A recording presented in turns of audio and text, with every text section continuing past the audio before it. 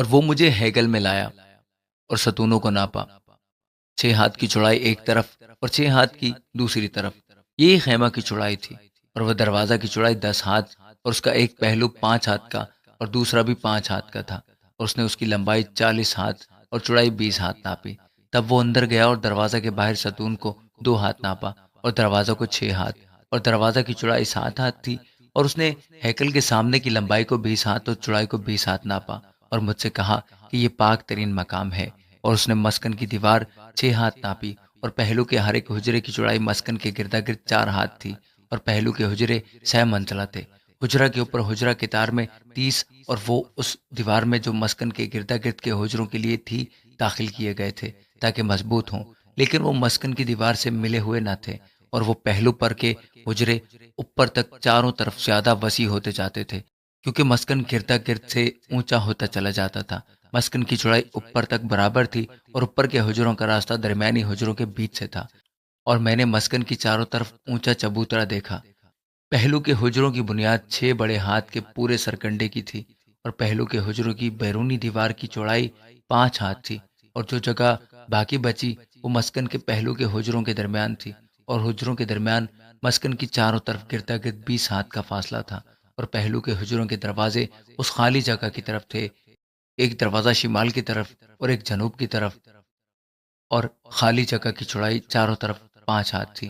اور وہ عمارت جو الگ جگہ کے سامنے مغرب کی طرف تھی، اس کی چوڑائی 70 ہاتھ تھی، اور اس عمارت کی دیوار چاروں طرف 5 ہاتھ موٹی اور 90 ہاتھ لمبی تھی۔ سو اس نے مسکن کو 100 ہاتھ لمبا ناپا، اور الگ جگہ اور عمارت اس کی دیواروں سمیت 100 ہاتھ لمبی تھی۔ نیز مسکن کے سامنے کی اور اس مشرق کی جانب کی الگ جگہ کی چوڑائی 100 ہاتھ تھی، اور الگ جگہ کے سامنے کی عمارت کی لمبائی کو جو اس کے پیچھے تھی، اور اس کی جانب کے برآمدے اس طرف سے اور اس طرف سے، اور اندر کی طرف ہیکل کو اور صحن کی ڈیوڑیوں کو اس نے 100 ہاتھ ناپا۔ آستانوں اور جھروں کو اور گردا گرد کے برآمدوں کو جو 6 منزلہ اور آستانوں کے مقابل تھے اور چاروں طرف سے لکڑی سے مڑے ہوئے تھے، اور زمین سے کھڑکیوں تک اور کھڑکیاں بھی مڑی ہوئی تھیں، اور دروازہ کے اوپر تک اور اندرونی گھر تک اور اس کے باہر بھی چاروں طرف کی تمام دیوار تک، گھر کے اندر باہر سب ٹھیک اندازہ سے تھے۔ اور کروبی اور کھجور بنے تھے، اور ایک کھجور 2 کروبیوں کے بیچ میں تھا، اور ہر ایک کروبی کے 2 چہرے تھے، چنانچہ ایک طرف انسان کا چہرہ کھجور کی طرف تھا،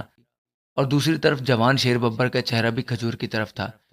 گھر کی چاروں طرف اسی طرح کا کام تھا، زمین سے دروازہ کے اوپر تک اور ہیکل کی دیوار پر کروبی اور کھجور بنے تھے، اور ہیکل کے دروازے کے ستون 4 گوشہ تھے، اور مقدس کے سامنے کی صورت بھی اسی طرح کی تھی۔ مصباح لکڑی کا تھا،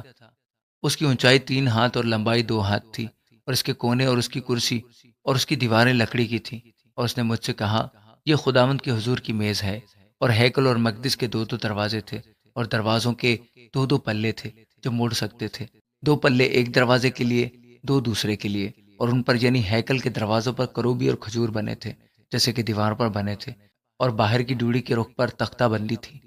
اور ڈیوڑی کی اندرونی اور بیرونی جانب پہلو میں جھروں کے اور کھجور کے درخت بنے تھے، اور ہیکل کے پہلو کے حجروں اور تختہ بندی کی یہی صورت تھی۔ آمین۔